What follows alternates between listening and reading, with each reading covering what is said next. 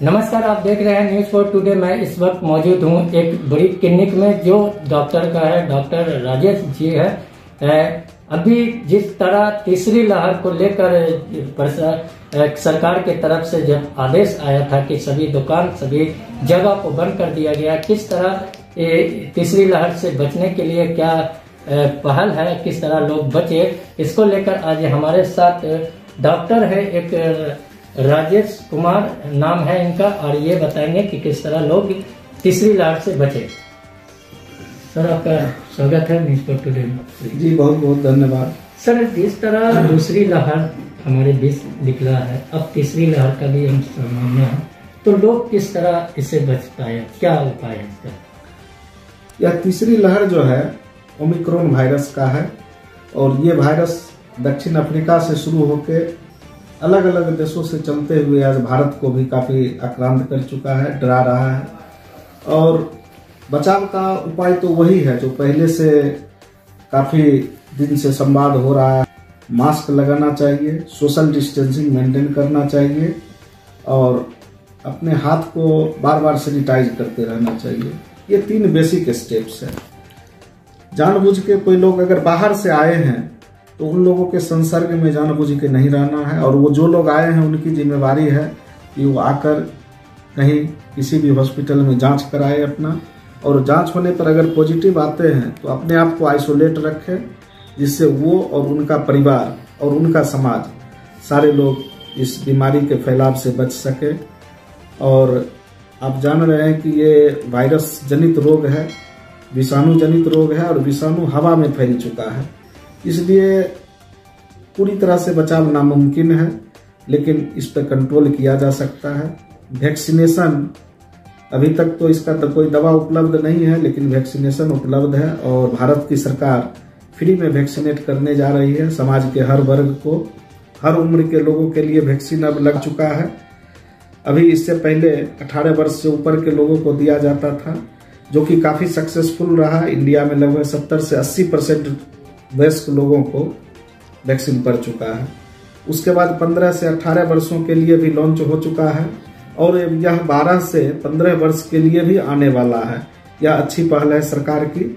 सरकार के इस महाअभियान में, महा वैक्सीनेशन अभियान में हम लोग भागीदार बने, अपना भी वैक्सीनेशन लगवाए, अपने बच्चों को भी लगवाए, और समाज को प्रेरित करें इसके लिए। बस यही उपाय है। इस उपाय में आप सब आपको भागीदार बनाए, यही सब लोगों से हमारी प्रार्थना है।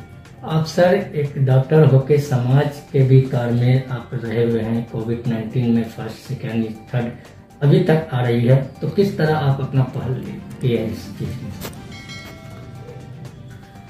देखिए, जिस समय पहली लहर आई थी उस समय तो इस विषाणु के बारे में बहुत ज्यादा जानकारी किसी को नहीं थी। भारत में नहीं, विश्व भी इसके विषय में अज्ञानी थे। लेकिन धीरे धीरे जब कोई समस्या आती है तो लड़ने की ताकत भी आ ही जाती है। एक समस्या आई, भयानक आपदा आई, और सिर्फ भारत को नहीं पूरे विश्व को अपने चपेट में लीन कर दी। उस समस्या के लिए हर जगह वैक्सीनेशन खोजा गया, इंडिया भी दिन रात लगा रहा, और अंत में भारत में 2 वैक्सीन जिसको कि वर्ल्ड लेवल की मान्यता है उसको बनाने में सक्षम हुआ। भारत के वैज्ञानिक इसके लिए बहुत बहुत धन्यवाद के पात्र हैं, बधाई के पात्र हैं, और उन्होंने इस विनाश लीला को बचाने में बहुत महत्वपूर्ण योगदान दिया। पहले कोविड के लहर में मैं खुद भी आक्रांत हो गया था, और बहुत सारे हमारे डॉक्टर बंधु भी आक्रांत हुए थे। दूसरा लहर जब आया डेल्टा वायरस का, वो काफी खतरनाक है, मोर्टिलिटी रेट काफी हाई थी। उसमें हमारे बहुत सारे स्वास्थ्य कर्मी, फ्रंट लाइन वर्कर जो भी थे कोविड के, कोविड वॉरियर, बहुत सारे लोग अपनी जान गंवाए समाज के लिए, समाज के हित के लिए। उन सबको मैं श्रद्धांजलि भी देना चाहता हूँ। और आज भी जो फ्रंट लाइन वर्कर हैं वो समाज को बचाने के लिए अपने आप की आहुति दे रहे हैं इस यज्ञ में। समाज के सारे लोग इससे जुड़े, ताकि कम से कम जान जाए और इस बीमारी से बचाव में एक अच्छा पहल हो सके। बस यही कहना चाहूँगा कि यह महामारी बहुत भयानक है।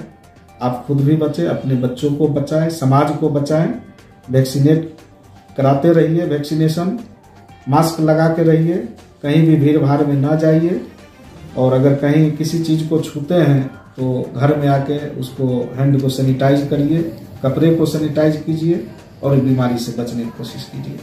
बचाव ही उपाय है। तो त्योहार को लेकर हमारे साथ डॉक्टर थे जो बताया है कि जरूरी है मास्क और सोशल डिस्टेंस, इसी से हम बच सकते। और जो पहला कार्य होता है वैक्सीन का वो जरूर लगाए, और आप भी लगाए और अपने बच्चे को भी लगाए कि सरकार अब जो है 15 से लेकर 18 साल के बच्चे के लिए भी वैक्सीन निकाला गया है। इसको लेकर इसी अपडेट के लिए देखते रहिए न्यूज़ फॉर टुडे बेगूसराय से मोहम्मद नबी आलम।